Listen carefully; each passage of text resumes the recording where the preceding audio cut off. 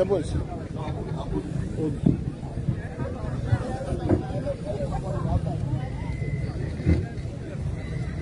Assalamu alaikum mes frères. Alaykoum salam wa rahmatullah. Je pense que le débat même était déjà trop à l'entame et que vraiment vous avez fatigué nos frères de la DDR. Vous avez dit tout à l'heure que toute parole est inspirée de Dieu. Et je me base aujourd'hui sur ce que vous avez dit. Il y a la Bible et le Coran. Lequel des deux est véritablement la parole de Dieu? La Bible enseigne l'adultère. La Bible encourage l'esclavage.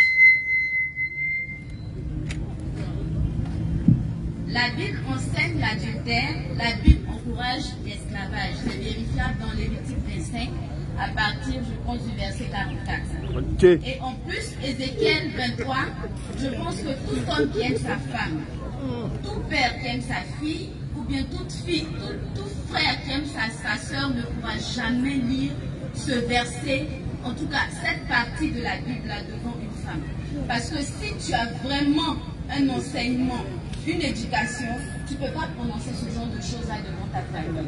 Donc si la Bible est inspirée de Dieu, si la Bible est donc inspirée de Dieu, quel est l'enseignement en fait qu'on doit retenir de cela? Parce que moi je préfère vraiment, alhamdoulilah, je suis née musulmane, je préfère rester dans cette religion qui me dit ne t'approche pas de ça, ne fais pas ça, plutôt que de savoir, de me mettre des idées en tête et puis vouloir essayer. Voilà. Donc s'il vous plaît, dites quel est l'enseignement qu'on peut tirer en fait de Ézéchiel 23. Ézéchiel 23. C'est pas travail. Il n'y a pas dit de travail pour moi. Comme la cantine a parlé. Non, elle a parlé d'un verset. Il y a que tu vas voir le verset. Et elle dit, si tu respectes ta famille, tu ne peux pas lire ça devant les gens. Alors comme toi tu es responsable de la Bible, voilà ton fardeau, faut lire. Et puis tu expliques. Non, faut lire ça ici. Il faut partir là-bas. Comme tu insistes, faut lire. Quand lui met ton micro, tu lis ça. Elle veut savoir c'est quel enseignement par Dieu veut nous dire quoi par là. Ézéchiel 23, verset. À partir du verset 1. Verset 1. On dit, la parole de l'Éternel me fut adressée en ces mots. Fils de l'homme, il y avait deux femmes, filles d'une même mère. Elles se sont prostituées en Égypte. Le mot là, tu pas ça bien. Elles se sont prostituées en Égypte. Continue. Qu'est-ce qui s'est passé là? Dans leur jeunesse, là, leurs mamelles ont été pressées. Ça veut dire quoi? Comment on presse mamelle? Faut faire faut faire comment on presse mamelle? Attendez. C'est-à-dire, lorsque vous posez ces genre de questions, faites bien la lecture. Hein. C'est ça qu'on a fait? Faites bien la lecture. Oui. Lorsque vous posez ces genre de questions, ça veut dire que vraiment, il y a quelque chose qui vous manque. C'est quoi? Il y a quelque chose qui vous manque. C'est quoi? Parce que dans l'introduction que moi j'ai donnée, j'ai dit que la parole de Dieu est poétique, est prophétique, est allégorique. Il y a plein de sagesse, comme dans le livre de Proverbes. On a compris. Ici, là, faut nous expliquer. Je vais essayer de paraphraser. Vas-y. Ça veut dire quoi? Ça veut dire en Égypte, il y a eu deux filles qui se sont prostituées. Qui sont quoi? Qui se sont prostituées. Il faut bien répéter ça. Il y a Judas et Samarie. C'est pas un truc comme ça. Donc, il ne s'agit pas des hommes. C'est des allégories. Ça dit que on a compris.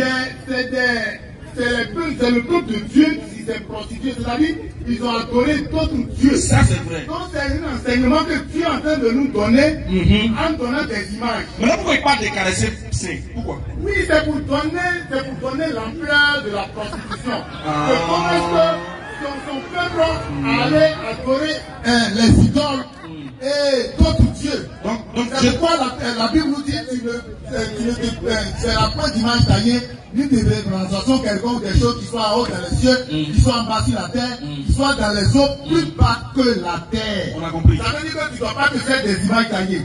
Mais lorsque son peuple s'est retrouvé en Égypte, lorsque le peuple de Dieu s'est retrouvé en Égypte, ils sont allés adorer. Mais pourquoi quand je vais parler de ça, attends. À l'enseignement, c'est pourquoi il a parlé de prostitution, de seins, de caresser, et puis de quoi encore? Le mot. Non, je ne pas les enfants. La sœur, tu avais raison. Il dit on ne pas les enfants. En fait, qu'est-ce qu'elle veut dire? Ça nous le répond. La dame veut dire quoi? C'est vrai. On sait que les thèmes sont allégoriques. Oui. Et que c'est tendance à dénoncer quelque chose que Dieu parle. Mais pourquoi vous, votre Dieu, là, bizarrement, pour dénoncer les faits qui ont eu lieu en Égypte, il utilise ces termes à caractère pornographique? C'est ça qui est le problème. Il y a d'autres thèmes à Il ne faut pas utiliser non, mes enfants sont allés, ils ont coupé du désert. Il ne faut pas utiliser autre chose à passer, caresser, et puis ce que tu dis, c'est le verset, tu ne veux pas lire. Mais après là, il dit, il y a quelque chose qui s'est passé. Je dis à les enfants, on ne peut pas tout lire. Là, c'est pas ton enfant comme dessus, mais voilà, il fait comment? On ne donne pas ça aux enfants. C'est la Bible. Donc, les enfants chrétiens, là, ne lisez pas.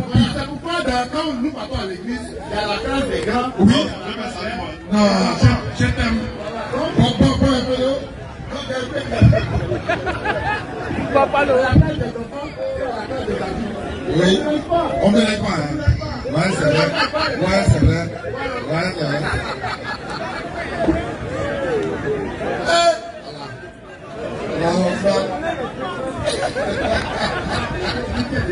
Les frères là? Non, au contraire, ils sont découragés. Au contraire, ils sont contents. Oui. Ok. Il n'y a plus question. C'est mieux, on passe à la maison. Voilà. Vraiment, on va les donner, on va les remercier quand même. Merci au frère, merci d'être venu. Oui, il n'y a pas de souci, c'est quand même fraternellement parlant. Il faut qu'on se... Effectivement. En même temps, par rapport à la sensibilisation de la jeunesse, nous disons alhamdulillah en espérant que le message est passé, que les frères ont entendu ce que nous avons dit. Et next soir, à partir de 20h, vous venez, on va échanger encore, Inch'Allah. On aura ensemble, on va se sensibiliser ensemble encore, Inch'Allah.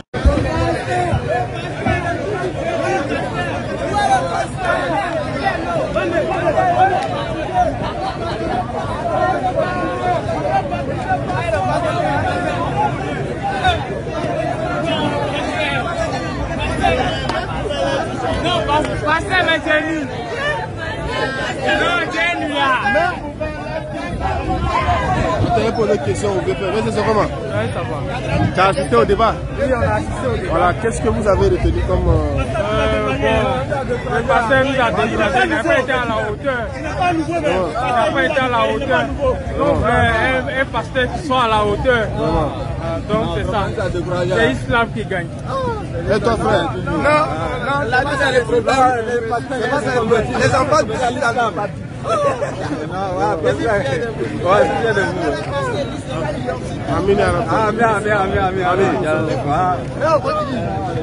Les enfants qui attendent là, même un enfant de 1 an, s'il connaît le courant là, il a accepté. Donc c'est comme ça.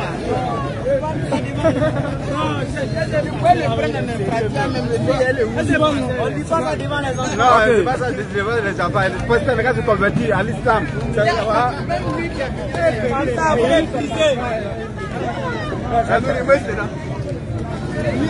Ami.